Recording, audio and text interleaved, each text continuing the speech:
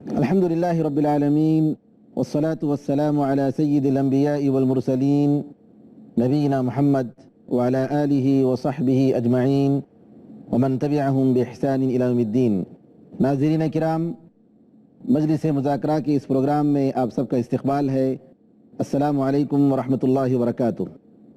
آج کے پروگرام میں شریک مذاکرہ ہیں فضیلت الشیخ ڈاکٹر وسیع اللہ محمد عباس حفظہ اللہ، مدرس مفتی مسجد حرام مکہ مکرمہ اور پروفیسر ام القریٰ یونیورسٹی مکہ مکرمہ، اور اسی طریقے سے عالی جناب مولانا مقیم فیضی حفظہ اللہ جو مرکزی جمعیت اہل حدیث ہند کے نائب ناظم ہیں، اور اسی طریقے سے مولانا عبدالہادی عمری صاحب صدر مجلس القضاء برطانیہ، اور مولانا رضوان رفیقی صاحب سابق صدر S I O U P, اور ہمارے برادرم مولانا شمیم احمد فوزی صاحب جو پیس ٹی وی کے ناظرین کے لیے نئے نہیں ہیں. میں آپ تمام علماء اکرام کا تہہ دل سے استقبال کرتا ہوں کہ آپ حضرات نے ہمارے لیے وقت نکالا. اللہ تعالیٰ آپ لوگوں کو جزائے خیر عطا فرمائے. ناظرین کرام، ہمارا موضوع ہے دعوت دین اور خدمت خلق. یہاں ہم کیسے عیسائیت کے ساتھ جوڑیں اسلامی تعلیمات کو. عیسائیت کے خلاف ہم لوگ جو عیسائیت کے برابر ان کو لا کے کھڑا کریں گے کہ بھئی عیسائیت کی کتابوں میں یہ ساری موجود ہے اور اسلام ایسا کہہ رہا ہے. یہاں تو کلچر، جیسا کہ آپ نے فرمایا، کلچر کا جی موازنہ ہے کہ وہاں جو لوگ کر رہے ہیں اس طریقے سے کر رہے ہیں، اور سعودی عرب پوری دنیا میں جہاں بھی کوئی بڑی مصیبت آ گئی الحمدللہ آگے بڑھ کر مدد کرتی ہے، لیکن اس کے برخلاف جو ہے اس مدد کی وجہ سے اپنے دین کو پھیلائے. نہیں، ان کی اخلاقیات پہ بات نہیں ہو رہی. موضوع جو ہمارا ہے وہ یہ ہے کہ خدمت خلق کے اس میں ایک کردار ہوتا ہے تاجرانہ اور ایک کردار ہوتا ہے مخلصانہ. جی ہم ان کے اخلاص پہ نہیں گفتگو کر رہے ہیں، لیکن انہوں نے جو کلچر دیا ہے اس کو تو ہمیں یہ کرنا پڑے گا. انہوں نے کلچر نہیں دیا، انہوں نے ہمارے کلچر کو اپنے چیزوں میں اڈاپٹ کیا ہے. ہاں، یہی چیز لیا ہے، لیکن اسلام جو کرتا ہے وہ ہر ایک کے ساتھ برابر، بالکل وہ تفریق نہیں کرتا. اچھا، دوسری چیز جو فرق ہے میں اضافہ کرنا چاہتا ہوں کہ ہمارے یہاں جیسے کھردرے پیڑ اگاتے ہیں اس طرح کی کیفیت ہوتی ہے خدمت خلق کے کاموں میں، کہ ہر آدمی ہوا جس کو کچھ شوق ہوا تو چلو ہم کر لیتے ہیں. کوئی پروفیشنلزم نہیں ہے کہ کس انداز میں کرنا ہے، کیسے کرنا ہے. اجتماعیت بھی نہیں، یا اجتماعیت بھی نہیں ہے، نہ اجتماعی کنسیپٹ ہے. اب ایک چیز ایک آدمی کرے تو اس کے فائدے ٹھیک ہے کچھ ایک حد تک مل سکتے ہیں، لیکن اس کو ایک اجتماعی پلیٹ فارم کے ذریعے اس کے جو ہے بیسکس اور اس کے پالیسی پروگرام کے ذریعے اگر کیے جائیں، وہ سب کچھ اس کی مائکرو پلاننگ ہو، تو اس کے نتائج بہت دیر پا ہوں گے اور دور تک محسوس کیے جائیں گے. منظم کرنے کی ضرورت ہے. یعنی خدمت خلق کا جو تصور ہے اس کو صرف یہ نہیں کہ ہم اخلاص اس کی بنیادی چیز ہوگی، اور یہ بھی چیز ہوگی کہ ہم جو ہمارا انٹینشن ہے اور سب کچھ وہ. لیکن شیخ، یہ اخلاص کی جو بات ہے وہ تو ہمارے اور اللہ رب العالمین کے درمیان کی بات ہے، لیکن دنیا میں ہمیں دیکھنا چاہیے کہ رزلٹ کیا آ رہا ہے اور کیسے آ رہا ہے. ایک دوسرے کے ساتھ اگر ہم تعاون کا معاملہ کریں تو تکمیل ہوگی. آپ نے جو کام شروع کیا، مان لیجئے کہ آپ 4 درجات تک چلے گئے، تو میں جو کام کروں گا 5ویں درجے سے کروں گا، پھر اس کے بعد آپ جو کریں گے وہ 7ویں درجے سے کریں گے، تاکہ ایک دوسرے کے ساتھ مل کر ہم مکمل کر سکیں. لیکن یہ کیا بات ہوئی کہ آپ بھی وہی کام کریں، میں بھی وہی کام کروں، اور آپ اگر کوئی کام کرتے ہیں تو میں اس کو تسلیم کرنے کے لیے تیار نہیں ہوں، چاہے وہ کتنا ہی اچھا کام کیوں نہ ہو. میں اگر کوئی کام میرے اسٹیج سے کروں تو میں سمجھتا ہوں کہ وہی دین کا کام ہے، وہی خیر کا کام ہے. آپ جو کر رہے ہیں وہ خیر کا کام. اسی دیوار کو توڑنے کی ضرورت ہے. اس کا سبب مرکزیت، اجتماعیت اور قیادت کا فقدان ہے. آپس میں انتشار اور اختلاف کا سبب ہے جس کی وجہ سے ہماری امت پوری طریقے سے نعوذ باللہ اس میں مبتلا ہے. میں شیخ سے گزارش کروں گا کہ اسلام نے خدمت خلق کے تعلق سے جو بہت ہی اہم ہدایات دی ہیں اپنی امت کو، امت مسلمہ کو، یتیموں کے ساتھ یتیموں کی رعایت کرنا، یتیموں کا خیال کرنا، ان پر رحم کرنا، ان کی کفالت کرنا، اس کے سلسلے میں آپ روشنی ڈالیں. یقیناً اسلام نے مختلف جگہوں پر یتیموں کے ساتھ بہت کچھ شفقت اور رحمت کا برتاؤ کرنے کا حکم دیا ہے. وجہ یہ ہے کہ ایک بیٹا ہوتا ہے، اس کے ماں یا باپ مر گیا ہو تو ماں اس کی حفاظت کرتی ہے، لیکن وہ شفقت یا وہ فراخ رزق اور کشادگی رزق جو کمانے والا اس دنیا سے چلا گیا اس کے بعد اب نہیں رہ جاتی ہے. اب اس کے لیے یا تو لوگوں کے رحم و کرم پر چھوڑ دیں, مانگ کر کے اس کو دیں تو کھائے, نہ دیں تو نہ کھائے, یا پھر بڑا ہو کر کے کمائے. لیکن ابھی بچپن میں ہے, کس طرح کمائے گا؟ تو اس کے لیے دل میں اس کے یقیناً ایسی کدورت اور ایسا بغض پیدا ہو جاتا ہے پوری سوسائٹی کے اوپر. اگر وہ کوئی دست شفقت اس کے سر پہ نہ رکھے اور اس کی ضروریات کو پورا نہ کرے اور اس کے جذبات کو شہ نہ دے تو یقیناً وہ پوری سوسائٹی کا دشمن ہو جاتا ہے. اسی وجہ سے اسلام نے یتیموں پر خاص طور پر رحمت و شفقت. باپ کے اوپر تو واجب ہے کہ بیٹے کو جب باپ زندہ ہے, ماں زندہ ہے, تو اس کی تربیت بھی کریں, اس کو کھلائے پلائیں, جیسا کہ حدیث شریف میں کہ جو کھاتے ہو کھلاؤ. لیکن اب جو ماں باپ کی شفقت یا ماں باپ دونوں کی شفقت سے محروم ہو گیا ہے, اس کو اگر ہم نہیں پکڑیں گے, اس کا ہاتھ یا اس کے دماغ کو ہم تربیت نہیں دیں گے اسلامی, تو یقیناً وہ بہت کچھ بگڑ کر کے اور پوری امت کے لیے مفسد بن سکتا ہے. ایک کتاب ہے جس میں لکھا ہے کہ یتیموں نے دنیا میں کیا کچھ نہیں فساد کیا, اور یتیموں نے جب ان کو صالح تربیت ملی تو کیا کچھ اصلاح کیا. اس طرح ایک بہت اچھی کتاب ہے جس میں لکھا ہے کہ صومال وغیرہ کے علاقے میں قبضہ کس کا تھا شیخ؟ ہندوستان میں تو انگریزوں کا تھا اور وہاں فرانس کا تھا. کہا وہ دیکھتے تھے یتیم بچوں کو پکڑ کے لے جاتے تھے اور اپنے یہاں ان کو تعلیم دیتے تھے اور پالتے تھے, اور پھر انہی کے ملک میں ان کو لا کر کے منصب دیتے تھے, اور جو کچھ انہوں نے تلقین کیا اس کو سختی سے, کئی صدر کا اس طرح ذکر کیا, سختی سے اس کی تنفیذ. کئی وزیر ایسے تھے کہ پورے طور پر بے رحم ہو کر کے وہاں کے باشندوں کے ساتھ تعلق رکھتے تھے. ان کو سمجھایا گیا تھا کہ انہوں نے تمہیں نہیں سہارا دیا, ہم نے سہارا دیا. اس طرح کی باتیں آتی ہیں. تو کہنے کا مطلب ہے کہ اسلام نے الحمدللہ خاص طور پہ کوئی بھی کمزور ہو اس کا ہاتھ پکڑنے کا حکم دیا ہے. یہاں تک کہ اگر نہیں پکڑ رہا ہے تو گناہ گار ہوگا, جیسا کہ حدیث آپ نے سنی کہ اللہ تعالیٰ کہتے ہیں کہ میں بھوکا تھا, تم نے کھانا نہیں کھلایا, میں بیمار تھا, تو نے مجھے زیارت نہیں کی. اللہ تو کیسے تیری زیارت کی جائے, تیری عیادت کی جائے تو اس کو کیسے کھلایا جائے گا؟ کہا میرا بندہ بیمار تھا. تو اسی نقطۂ نظر کے تحت بہرحال یتیم کے ساتھ اسلام نے اچھا سلوک کرنے کا حکم. اس میں جو ہے نا یتیم کے ساتھ جو اسلام میں جو تعلیمات دی گئیں اس کے مطابق قدیم ہندوستان میں اور یہاں کی جگہوں پر بعض مسلمانوں نے جو گراں قدر خدمات انجام دی ہیں وہ دنیا بھر کے لیے ایک بہترین مثال ہے. مختلف یتیم خانے, دینی مدارس, تاکہ کم سے کم ان کی دینی تعلیم و تربیت کا انتظام ہو سکے اور اس کے اندر جو بھی وہ سہولتیں پہنچا سکتے تھے. ضرورت یہ تھی کہ اس کنسپٹ کو اب آگے بڑھایا جائے. انہوں نے ایک عمل کا ایک اچھا کام کیا. ابھی بھی آپ جائیں مختلف شہروں میں مختلف قسم کے یتیم خانے, ان کے لیے بڑی بڑی عمارتیں وقف کی گئیں, لیکن اس کے بعد اس پر لوگ قابض ہو گئے اور اس کا وہ استعمال نہیں ہونے لگا جس کے لیے وہ وقف کیا گیا تھا. لیکن اس کو اگر اور آگے بڑھاتے اور جو دوسرے ایجوکیشن فیلڈ ہیں, ٹیکنالوجی وغیرہ, اس کے اندر بھی ان کو موقع دیا جاتا تو وہ یتیم صرف ایک ہی فیلڈ میں نہیں بلکہ اور ماڈرن جو ایجوکیشن ہے, چاہے وہ میڈیسن ہو, انجینئرنگ ہو یا دوسرے ہوں, اس کے اندر بھی وہ بہت تیزی کے ساتھ آگے جا سکتے تھے. مگر ایک حد تک یہاں کے لوگوں نے جو کام کیا, میں سمجھتا ہوں کہ بہت کم اس کی ایسی مثالیں آپ کو دیکھنے میں ملیں گی. میں مولانا مقیم صاحب سے میں گزارش کروں گا, جی ہے, آپ ذرا یہ دارالیتامہ کا ذکر آیا, یتیم خانوں کا ذکر آیا. بے شک یتیم خانوں کی ضرورت ہے اور ایک معاشرے کی اہم ضرورت ہے. کیا ہمارے ملک میں ہم مسلمانوں نے اس تعلق سے جو خدمت کی ہے وہ کافی ہے؟ دیکھیے ایسا ہے کہ اوقاف کی بات ہمارے بھائی ذکر کی. پچھلے زمانے میں مسلمانوں نے بڑے بڑے اوقاف یتیموں کے لیے یا مدرسوں کے لیے یا جو بھی مختلف جو خیر کے کام ہیں, رفاہی کام اس کے لیے کیے. آج بھی الحمدللہ انفرادی سطح پہ بہت سے لوگ کام کرنے والے ہیں اور ان کے اندر جذبہ خیر بھی ساری چیزیں ہیں, لیکن ایک استحصالی طبقہ ہے جو ان کاوشوں کو یعنی ان کاوشوں کی برکتیں لیے جا رہا ہے.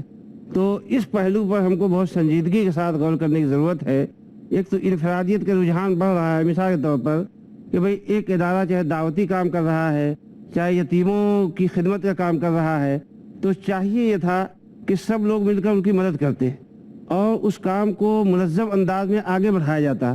لیکن افسوس کی بات یہ ہے کہ ایک آدمی دیکھتا ہے کہ فلاں آدمی کام کر رہا ہے تو وہ سوچتا ہے کہ اس کو بڑی ترقی مل رہی ہے، اس راستے سے اس کو شہرت مل رہی ہے، اس راستے سے اس کو کچھ فائدہ حاصل ہو رہا ہے، تو مجھے بھی اسی طرح کا ایک ادارہ قائم کر لینا چاہیے. تو یہ ادارے اس قدر کثرت سے کھل رہے ہیں کہ بڑی بے برکتی ہو گئی ہے کام میں. یعنی آپ کے کہنے کا مطلب یہ ہوا کہ یتیموں کی مفادات کا خیال کرنے کے بجائے یتیموں کا استحصال ہو رہا ہے. ناظرین کرام، موضوع ابھی باقی ہے، ایک وقفے کے بعد دوبارہ آئیں گے. اس وقت تک کے لیے اجازت دیجیے. السلام علیکم ورحمۃ اللہ وبرکاتہ.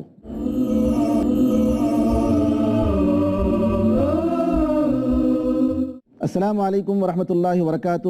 انتظار کرنے کا شکریہ. آپ یتیم خانوں کے ذمہ داروں کے تعلق سے کچھ بتا رہے تھے.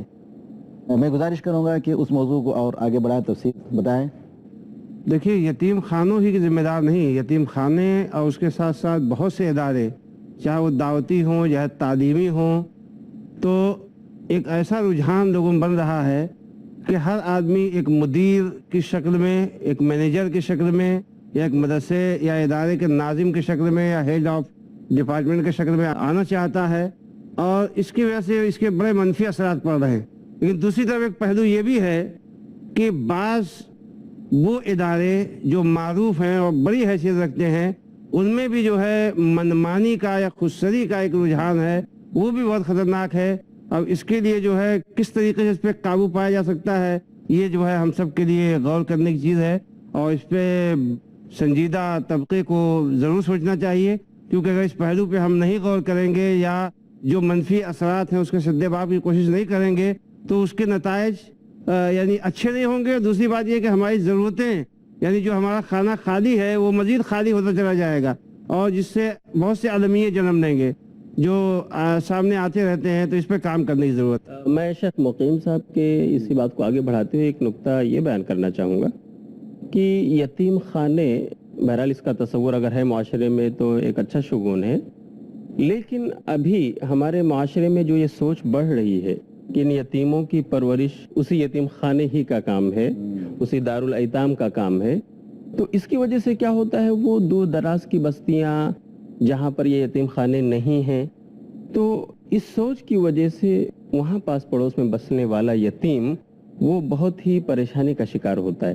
اسلام نے جو تصور دیا ہے وہ یہ کہ ہر آدمی اگر وہ رشتہ دار ہے تو اور اس کا حق بنتا ہے کہ وہ اپنے رشتہ دار یتیم کا حق ادا کرے اور اس کو پالے پوسے، اس کے مال و جائیداد کو اپنے پاس رکھے، جب وہ بالغ ہو تو اس کو دے. اور اسلام نے کس قدر ابھارا ہے کہ جہنم میں جانے کا ایک سبب یہ ہے کہ لوگ یتیموں کے حقوق ادا نہیں کر رہے ہیں، ان کی پرورش. ولا یحض علی طعام المسکین، اور یأکلون اموال الیتامی ظلما، اس طرح کے الفاظ ہیں. اللہ کے رسول نے ابھارا کہ یتیموں کے مالوں کو ظلم و زبردستی سے کھاتے ہیں، ظلم و زبردستی سے کھاتے ہیں. اور یہ بھی آپ نے کہا کہ یتیم کی پرورش کرنے والا قیامت میں ہمارے ساتھ، یعنی جنت انا و کافر الیتیم، دونوں انگلیاں ہیں، کہاتین انا و کافر الیتیم.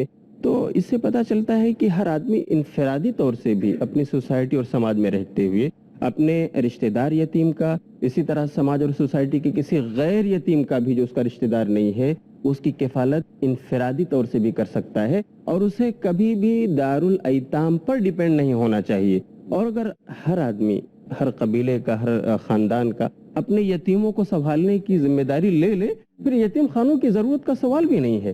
لیکن بہرحال ہم اس سے انکار نہیں کرتے کہ ان کے فوائد ہیں، یتیم خانے ہونے چاہیے. لیکن اگر اس لیے کہ میں مدیر ہوں اس کا، میں ہیڈ آف دی ڈپارٹمنٹ ہوں اس کا، اور میں یہ ہوں اور وہ ہوں، تو میں سمجھتا ہوں یہ خسارے کا سبب ہے. یعنی یتیموں کا حق ادا ہونا چاہیے. آپ نے بڑی اچھی بات کہی. اس میں تھوڑا سا ایک پہلو ایسا ہے جو اور اچھی شکل میں بھی بن سکتا ہے میرے نظر میں. مثلا بہت سے بچے ایسے ہوتے ہیں جن کے باپ کا انتقال ہو گیا کسی حادثے میں، ماں کا انتقال ہوا، بچہ چھوٹا ہے. ایسے لوگوں کو ایسی ماں کے پاس کر دیا جائے جو کسی بچے کو دودھ پلا رہی ہے، اس کو بھی دودھ پلا دے، اس کو بھی دودھ پلا دے اور پال دے. وہ بچہ ان کے قبیلے کا ایک بچہ ہو گیا، دودھ پی لے گا تو اس کا جذبہ جو بڑھے گا بہنوں کے ساتھ اور بھائی کے ساتھ، ایک بھائی کا ماں بن گئی. اور سب سے بڑی مصیبت یہ ہوگی کہ جیسے آپ نے ایک نظریہ پیش کیا کہ انفرادی طور پر بچے کو لے لیا جائے گھر میں. ٹھیک ہے، اگر ہم نے اس کو پالا 4-5 سال تک ٹھیک ہے، لیکن بڑا ہو کر کے اس کے ساتھ آپ کا کیا سلوک ہوگا؟ بچے نے سمجھا، جو پال رہا ہے اس کو باپ یا ماں کی طرح سمجھا، اچانک اس کی بہنوں سے یا اپنی لڑکیوں سے ان کو آپ الگ کریں گے کیونکہ وہ محرم نہیں رہے گا بڑا ہونے کے بعد. ایسے حادثات دیکھے گئے ہیں. تو ہونا یہ چاہیے کہ ہمارے پاس ایسے بچوں کو جو چھوٹے ہیں، کبھی کبھی اللہ تعالیٰ ان افسوسناک حادثات میں باپ بھی مار دیا جاتا ہے، بچہ بھی، اور بچہ ہو سکتا ہے 1 سال کا ہو، ابھی دودھ پی رہا ہے یا اب دودھ پینے کے مرحلے میں ہے، تو اس کو ایسی ماں کے پاس کیا جائے جس کے پاس بچہ ہو اور اس کو دودھ پلا کر کے اپنا محرم بنا دے۔ دوسری بات جو سب سے اہم میں کہنا چاہتا ہوں کہ آج کل دارالایتام کھولنے کا جو جذبہ ہے بہت ہی مبارک، لیکن میری اپنی جو تجویز ہے، ایک منظر دیکھ کر کے بڑا افسوس ہوا کہ اس کا نام، ہماری تجویز ہے دارالایتام نہ رکھیے۔ اور میں ایک جگہ گیا، مجھے لے گئے کسی بڑے اسکول میں، جہاں کی واللہ دیکھ کر کے بڑا افسوس ہوا کہ بلڈنگ کے دروازے پر تو دارالایتام بہت موٹا سا اور بہت کالے رنگ کا لکھا ہوا تھا۔ اندر جب گیا بیٹھا بچوں کے ساتھ تو مجھے رونا آ گیا کہ ان کی چارپائی پر دارالایتام اور ان کے بستروں کے وہ جو چادریں ہوتی ہیں ان پر دارالایتام کی مہر لگی ہے، گاڑی پیلی کھڑی ہے بڑی سی، اس پر دارالایتام۔ اس بچے کی ذہنیت کیسی بنے گی؟ یعنی بار بار اس کو جو احساس دلایا جاتا ہے احساس دلایا جائے کہ تم یتیم ہو۔ یقیناً یہ چیز نہیں ہونی چاہیے۔ مجھے بڑا اچھا لگا، بچے ایک مرتبہ مولانا عبدالوہاب صاحب اللہ تعالیٰ ان کو حفاظت میں رکھے، بچوں کو، ہمارے لڑکوں کو لے گئے، کہہ رہے تھے کہ جائیں گھمائیں گے۔ کہاں لے جائیں گے؟ وہ بچوں کا گھر شاید کچھ گھومنے کی جگہ ہے۔ تو میں نے پوچھا یہ بچوں کا گھر کہاں ہے؟ کہا دارالایتام۔ ہم نے کتنا پیارا نام رکھا ہے واللہ، بچوں کا گھر۔ کہتے ہیں ایتام کا گھر ہے، لیکن نام کتنا جس نے تجویز کیا ہے وہ دعا کا مستحق ہے۔ ہم چاہتے ہیں کہ اور اس میں تھوڑا سا بڑھا دیا جائے اور ہر ایک ایسا نام رکھے جس میں یتیمی کا احساس نہ دلایا جائے اس کو۔ ہمارے بچوں کا گھر، اگر ان اسکولوں کا نام ہمارے بچوں کا گھر رکھ دیا جائے تو بڑا اچھا ہوگا۔ یقیناً ان کے ضمیر کو نہ مارا جائے، ان کو ذلیل نہ کیا جائے۔ دارالایتام، یتیموں تو بیچارے کا دل ویسے ہی بجھ جائے گا، ماں باپ تو پہلے سے مر چکے ہیں، اس کا دل مر جائے گا۔ اصل میں اس میں جو بنیادی بات ہے، جو خرابی کا پہلو ہے، ایک کنسپٹ جو ہے، ایک فکر، وہ تو بہت اچھی ہے کہ یتیموں کی کفالت کی جائے، اسی کے لیے یہ کوششیں ہوئی ہیں، یہ قابل قدر جذبہ ہے۔ لیکن اس میں جو استحصال کیا گیا، ایکسپلائٹ کیا گیا نام کو لے کر یا ان کی غربت کو لے کر، اس کی اصلاح کی ضرورت ہے۔ اب وہ اصلاح کیسے کی جائے؟ وہ اصلاح تو اساتذہ کی بھی ضرورت ہے، مینجمنٹ کمیٹی کی بھی ضرورت ہے، اسٹاف کی بھی ضرورت ہے، اس لیے کہ شروع سے لے کر اخیر تک، حتیٰ کہ چپراسی، اس کے ذہن میں بھی یہ ہے کہ یہ بچے تو ہیں یتیم، وہ جیسے چاہے ان کو گالی دے، جیسے چاہے وہ بلائے ان کو۔ تو یہ جو ہے یہ سلوک کا معاملہ ہے، اس کے لیے ٹریننگ اور تربیت کی ضرورت ہے۔ اور اساتذہ جو پڑھانے والے ہیں ان کے ذہن میں بھی یہی ہوتا ہے کہ یہ یتیم بچے ہیں، جیسے چاہے میں ان کو ڈیل کر سکتا ہوں۔ تو اس لیے میں سمجھتا ہوں کہ اس کے 2 پہلو کر لیے جائیں۔ بنیادی جو جذبہ ہے وہ قابل قدر ہے، اس کو سرد نہ ہونے دیا جائے کہ وہ یتیم خانے بنائیں یا ان کے لیے رہائش گاہیں بنائیں۔ لیکن جہاں تک تعلق ہے نام کا یا ان کی تعلیم کا یا ان کی تربیت کا، اس کے اندر جو اسٹاف کو رکھا جائے وہ ان کی تربیت ہو اور ان کو جو ہے صحیح اس کی مانیٹرنگ کی جائے، تب تو اس کے بہترین فائدے ہو سکتے ہیں، یا جو جذبے سے فائدہ اٹھانا چاہیے۔ استحصال کا جو ذکر ہوا یتیم خانوں میں اولیاء امور کی طرف سے یا انفرادی طور پر جو لوگ یتیموں کو پالتے ہیں، جیسا کہ مولانا شمیم صاحب نے کہا، اللہ تعالیٰ نے اس کی بڑی تاکید کی ہے کہ بہت بڑا ظلم ہے۔ الذین یأکلون اموال الیتامی ظلما انما یأکلون فی بطونہم نارا وسیصلون سعیرا، یعنی کتنی بڑی وعید ہے، اور افسوس کے ساتھ کہنا پڑتا ہے کہ آج ہمارے معاشرے میں یہ چیز ابھی بھی باقی ہے۔ ہمارے نہ کہیں، وہ اس لیے ہمارے نہ کہیں کہ ابھی قریب میں چند ہفتوں پہلے پوپ بینیڈکٹ جو دنیا عیسائیت کے سب سے بڑے ذمہ دار ہیں، وہ برطانیہ کا انہوں نے دورہ کیا۔ اس میں بہت ساری سبق آموز باتیں ہیں کہ جب انہوں نے دورہ کیا تو ان کے دورے کے خلاف کچھ لوگوں نے مظاہرہ کیا، یا کم سے کم جو ہے نا اپنے جذبات ہیں اس کا اظہار کیا۔ اس کا ایک سبب یہ تھا کہ رومن کیتھولک چرچ کے اندر جو بچوں کو داخل کیا گیا تھا تاکہ وہ آگے چل کر اسی دین کے مبلغ بنے، پریسٹ بنے، ان کے ساتھ جو غلط سلوک کیا گیا اور جو کچھ ان کے ساتھ بے حیائی کی گئی، وہ ایک عجیب و غریب داستاں ہیں۔ حتیٰ کہ پوپ بینیڈکٹ جو دنیا عیسائیت کے سب سے بڑے ذمہ دار ہیں، بار بار ان کو معذرت کرنی پڑی اپنے دورے میں کہ جن لوگوں نے ہم پر ٹرسٹ کیا اور ہم نے ان کے ساتھ کیا سلوک کیا۔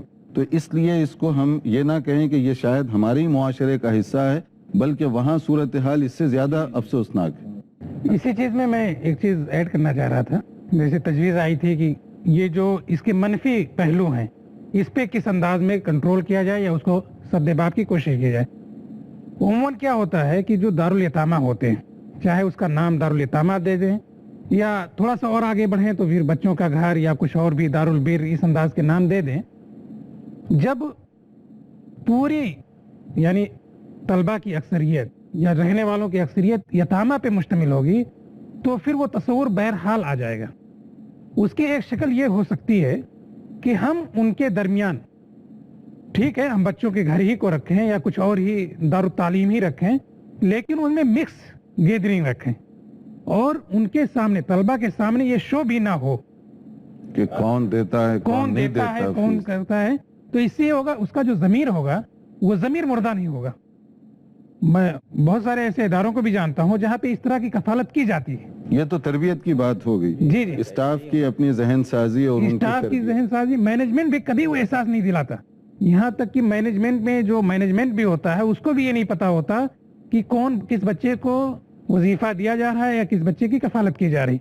ये ऐसी सूरत में जो बच्चे की नशोनुमा होती है वो अपने हम असरों की तरह होती है और जहाँ पे जैसे मजा, जैसे जिस अंदाज में उसे चलना है फिरना है और कुछ करना भी है तो उसी अंदाज में वो चलता है। अल्हम्दुलिल्लाह, तो ऐसी ये सूरत- बहुत अच्छा है, लेकिन इसका ताल्लुक शेख वो बहरहाल वही तरबियत के साथ है। जी, इसमें एक स्टाफ पहलू के ये भी साथ, है कि जो टीचर्स के इदारे साथ। ताउन करते हैं उनको थोड़ा सा अपने निज़ाम को चेंज करना चाहिए, क्योंकि वो भी मुतालबा करते हैं कि भाई हमने ताउन किया है तो हर चीज में तुम यतीमियत का मुजाहरा लेकर आओ, उसकी फोटो लेकर आओ, उसमें जैसे आपने कहा कि चादरों में लिखा रहे हैं फला जगह लिखा, तो उन इदारों को भी जो है इस पहलू से बेदार होना चाहिए। जी जी बिल्कुल। लेकिन उसकी एक जरूरत भी है ना, चीज की जरूरत है। वो जरूरत इस तरह है कि मसलन मैं वहाँ बैठकर मदद करता हूँ, मेरे हिसाब में मिसाल के तौर पे 50 यतीम बच्चे पल रहे हैं, आप लिस्ट मुझे दे रहे हैं, अगर लिस्ट ना दें तो मैं 50 की कफालत का अपने ऊपर जिम्मा लिया हूँ, वही नाम आपको भी दिखाया जा रहा है, जी। वही नाम आपको भी दिखाया जा रहा है, तो तीन तरफ से 50 वो फिगर तो आ रहा है, जी जी, मगर वो है एक ही 50। इंतजामी काम में तो नहीं नहीं, मैं ये कह रहा हूँ कि इंतजामी कामों में जो चाहिए कीजिए आप, लेकिन जाहिर अंदर कीजिए, लेकिन इसका इश्तिहार मत कीजिए। जो तलबा पढ़ रहे हैं, जिन तलबा के दरमियान वो यतामा रह रहे हैं, उनकी यतीमियत का बार बार एहसास मत दिलाइए। जज़ाकुमुल्लाह खैरन।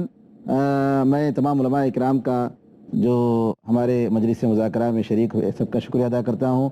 और नाज़रीन किराम, मौजू अभी बाकी है, अगले नशिस्त में इंशाअल्लाह इस मौजू को जारी रखते हुए और भी मज़ीद बातें आएंगी। हम उस वक्त तक के लिए इजाज़त चाहते हैं। अस्सलामु अलैकुम व रहमतुल्लाहि व बरकातुहू।